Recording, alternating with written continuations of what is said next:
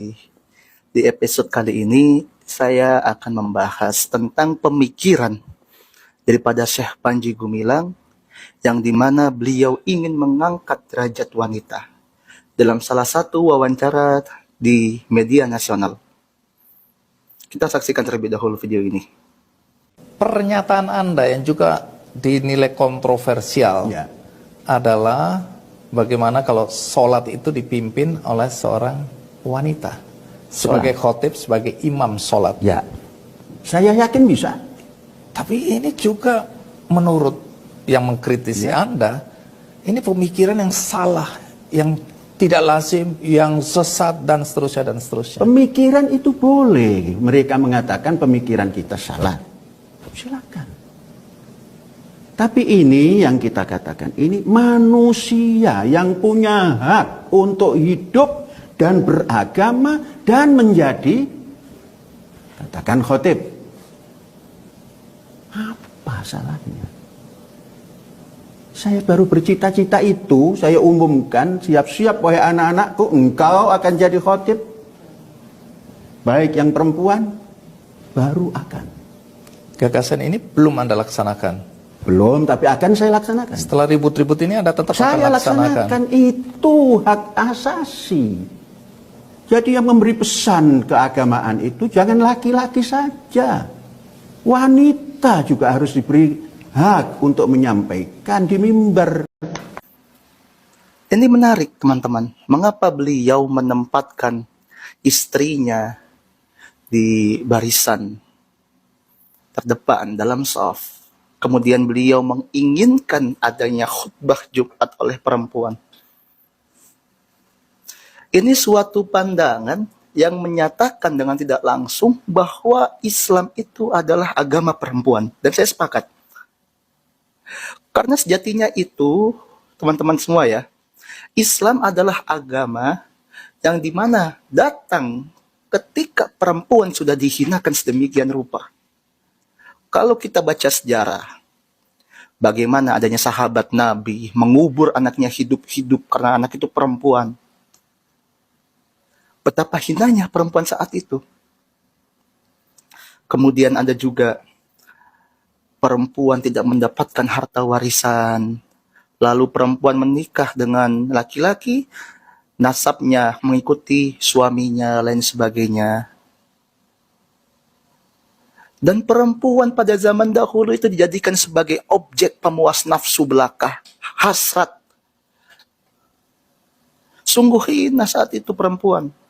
Oleh karena itulah Rasulullah dengan risalah Islamnya mengajak kembali kepada umatnya untuk memuliakan perempuan. Itu yang pertama.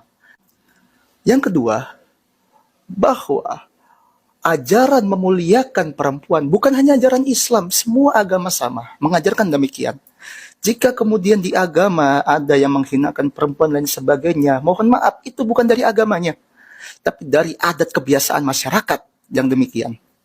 Yang memiliki ego tinggi kepada golongannya, menganggap laki-laki lebih superior dan perempuan dinomorduakan. Oleh karena itu Rasulullah datang untuk mengingatkan kembali. Ya, kita lihat dalam Quran surah An-Nisa ayat 1. Bagaimana bunyinya? Bismillahirrahmanirrahim. Ya ayuhan nas, ittaqu rabbakum. Wahai sekalian manusia, bertakwalah kamu kepada Tuhanmu. Ini harus kita ingat. Ya ayuhan nas. Mengapa Allah menyebut ya ayuhan nas? Bukan ya ayyuhal muslimun, ya ayyuhal mu'minun, dan sebagainya. Karena ini selaras Islam rahmatan lil alamin. Islam adalah ajaran bagi seluruh alam, bukan sebatas orang Islam sendiri. Sehingga dalam firman-Nya Allah menegaskan, hei kalian seluruh manusia apapun agamamu, ittaqu rabbakum, takwalah kepada Tuhanmu. Kenapa kita harus bertakwa kepada Tuhan? Allazi khalaqakum bin nafsin wahidah, yang telah menciptakan kamu dari satu diri. Dalam tafsiran ayat ini ada yang menyatakan bahwa perempuan itu diciptakan dari tulang rusuk, laki-laki yang paling bengkok. Saya tertarik dengan tafsirannya Hamka. Begini, Hamka mengartikan, menafsirkan nafsin wahidah ini ialah satu diri. Apa itu? Manusia. Dan dipecahlah satu diri itu jadi dua. Ada laki-laki, ada perempuan. Untuk apa? Untuk saling melengkapi, saling mengasihi. Gitu. Sehingga dari sini kita bisa tarik kesimpulan. Tidak ada yang lebih mulia. Semua sama di mata Tuhan. Mongko laki-laki, mongko perempuan. Semua mulia di mata Tuhan. Gak ada kau mengatakan, saya laki-laki, saya lebih mulia. Gak ada begitu. Semua sama kok di mata Tuhan.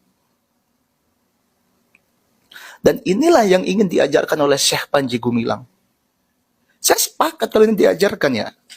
Bahkan saya mendukung. Karena apa? Perlu kita ingat. Nabi Muhammad SAW ketika datang, beliau merubah semua ini. Apa yang beliau rubah? Semua duduk sama tinggi, berdiri sama tegak. Itu yang beliau rubah.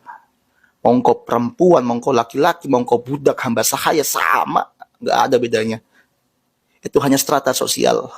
Yang membedakan kita ialah takwa kita. Kemudian, ketika Nabi Muhammad SAW datang, beliau ini memberikan suatu dobrakan. Apa? Yang dahulunya perempuan tidak memiliki, tidak mendapatkan harta warisan dari ayahnya. Dengan datangnya Islam, perempuan diberikan haknya. Bukankah ini ajaran mulia yang ingin memuliakan perempuan? Bahkan teman-teman, para habaib, baik yang ada di Indonesia maupun di luar sana, itu nasabnya dari perempuan Sayyidati Fatimah. Bukankah sungguh mulia ajaran Rasulullah memberikan nasabnya kepada seorang perempuan yang dahulunya perempuan itu tidak bernasab, tidak berlembaga. Bahasanya begitu. Suatu dobrakan ini. Lantas mengapa yang demikian harus kita kriminalkan dan sebagainya? Oke? Nanti ada yang bertanya, ada yang menjawab juga. Oh enggak bang, walaupun dia memuliakan perempuan tapi salah ini menjadikan khutib Jumat itu perempuan. Jangan bilang pemikiran itu salah, jangan. Kalau kita kurang baca, ya bilang saja kita kurang baca. Yang saya tahu hanya begini. Jika ada referensi, silakan buka kembali. Kan gitu, itu lebih bijaksana loh bagi saya. Nah, masalah khotib perempuan yang ingin disampaikan oleh Syekh Panji Gumilang itu, ya, ini saya menemukan begini. Dalam persoalan sholat Jumat, khutbah, menurut jumhur, itu ialah rukun dari sholat Jumat. Ingat, jumhur, bukan ijma. Jumhur ialah sebagian besar, ya, bukan ijma. Artinya ketika jumhur masih ada pandangan yang berbeda. Ketika ada pandangan yang berbeda, bukan berarti ini ijma. Oke?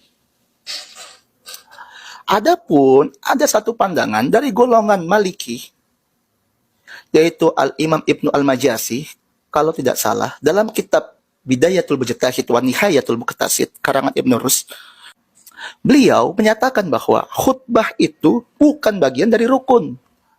Khutbah itu sama halnya dengan ceramah-ceramah agama sebagaimana biasanya. Wejangan. Bisa teman-teman buka dalam kitabnya Bidayatul Mujtahid. Ya. Beliau menyatakan demikian. Sah tidak jika nantinya khotib Jumat itu perempuan? Nah, jika kita menggunakan pandangan Al-Imam Ibnu Al-Majasi, ya mungkin sah. Karena apa? Khutbah Jumat bukan bagian dari rukun. Kan begitu. Ya. Sehingga boleh dong diisi dengan perempuan.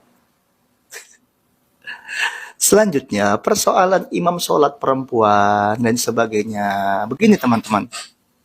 Dalam kitab fikih Al-Majmu' Syarah Al-Muhazzab karangan Al-Imam An-Nawawi, bahwa hadis yang menyatakan jangan berimam kamu dengan perempuan.